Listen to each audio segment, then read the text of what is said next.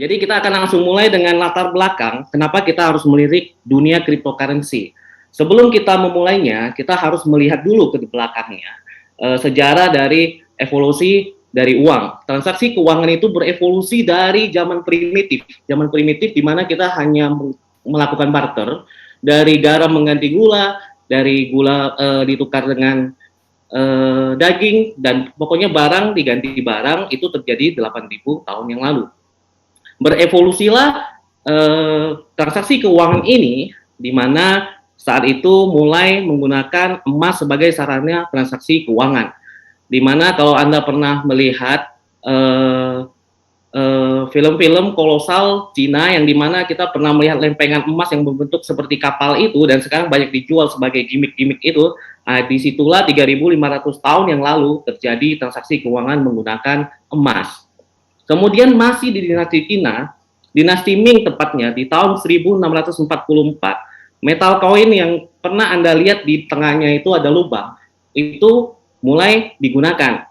Di situ kita mulai mengakui, manusia-manusia mulai mengakui bahwa metal koin sebagai alat pembayaran yang sah. Dan secara resmi pada abad 19, paper money mulai dikeluarkan. Paper money seperti yang kita pakai sekarang bahkan berevolusi dari bentuknya, dari wajah-wajah di dalamnya, semuanya value-nya, intrinsiknya berubah. Dan kemudian di abad 20, electronic money mulai bisa digunakan. Disinilah kita mulai menggunakan kartu kredit, menggunakan ATM, menggunakan GoPay, menggunakan link aja, menggunakan ShopeePay. Disinilah kita berada. Namun semakin kesini, semakin dewasa ini, kita mulai berevolusi ke transaksi cryptocurrency.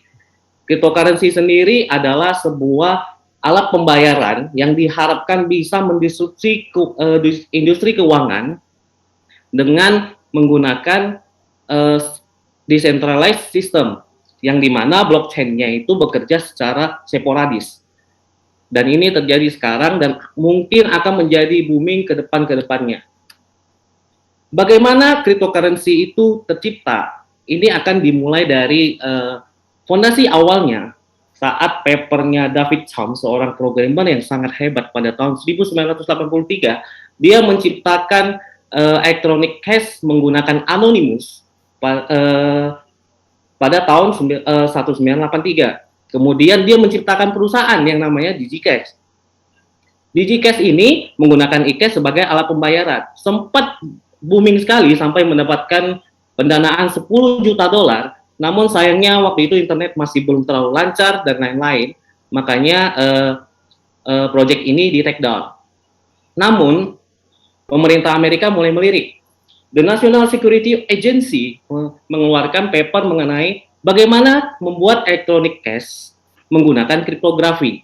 Kriptografi itu sendiri adalah penyampaian pesan menggunakan inskripsi tersembunyi. Jadi tidak ada yang tahu siapa yang mengirimkan. Itu semuanya terinskripsi dalam code dan tidak ada yang mengenal satu sama lain. Dan pada dua tahun kemudian Wei Dai menyambut paper tersebut dan melihat fondasi dari 1983 David Chaum-nya, dia menciptakan B-Money.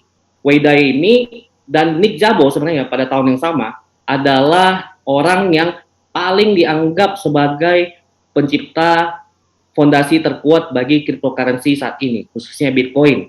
Nah, pada tahun 2009, Bitcoin dikeluarkan oleh Satoshi Nakamoto, yang dimana Satoshi Nakamoto ini adalah sebuah nama samaran, bukan nama sebenarnya. Dia menggabungkan fondasi dari David Chaum, mengkolek data dari NSA, dan mengcopy cara Wei Dai dan dimodifikasi menjadi decentralized. Decentralized maksudnya di sini ini tidak terpusat.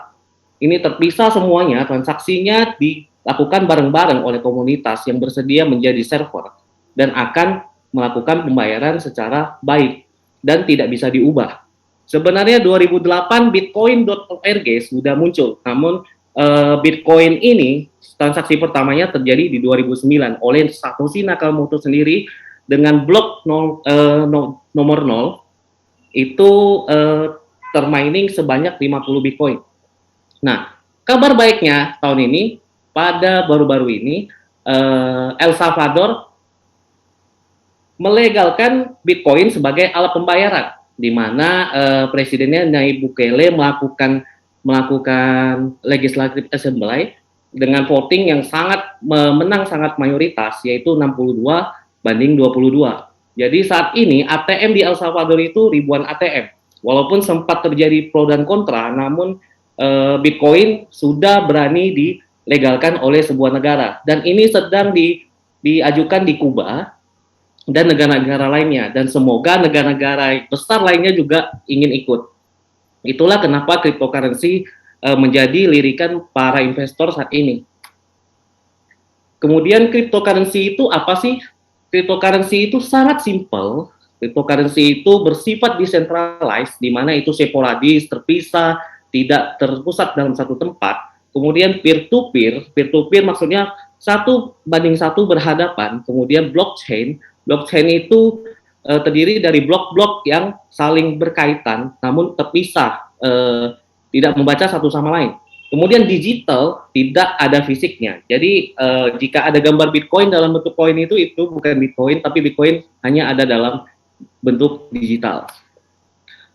Industri cryptocurrency itu sangat besar. Kita bisa lihat dari data terakhir ini, datanya April 2021, di mana market cap-nya 2,1 triliun dolar, besar sekali. Kemudian Bitcoin ini harganya sendiri sudah mencapai 1 miliar, padahal emas saja kita 1 jutaan, 900 sampai 1 juta. Kemudian pengguna wallet yang ada cryptocurrency itu mencapai 9.485. Baru-baru ini ada data terbaru lebih dari 10.000 sekarang sebenarnya. Kemudian Bitcoin ATM yang eksis dunia ini ada 14.000 lebih ATM.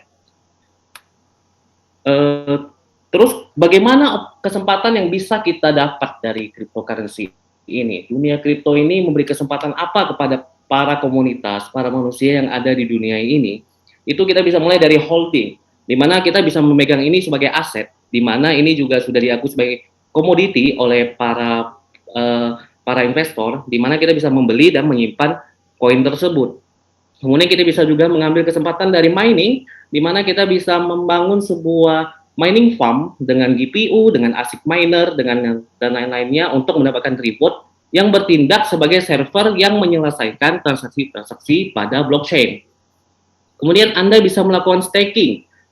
Staking ini baru-baru tahun ini ya, dan tahun kebelakang, baru 2 tahun ini, sangat terkenal, di mana kita bisa menyimpan dana kita, di mana dana kita berbentuk cryptocurrency maupun token, dan mendapatkan token atau cryptocurrency sendiri, jadi bunga berbunga.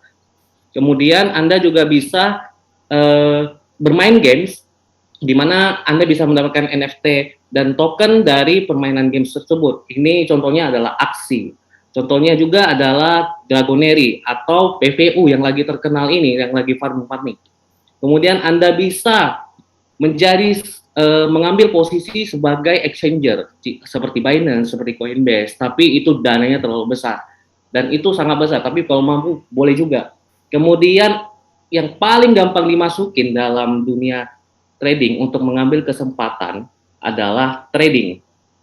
Trading ini adalah buy dan sell dengan mencari keuntungan dari selisih harga.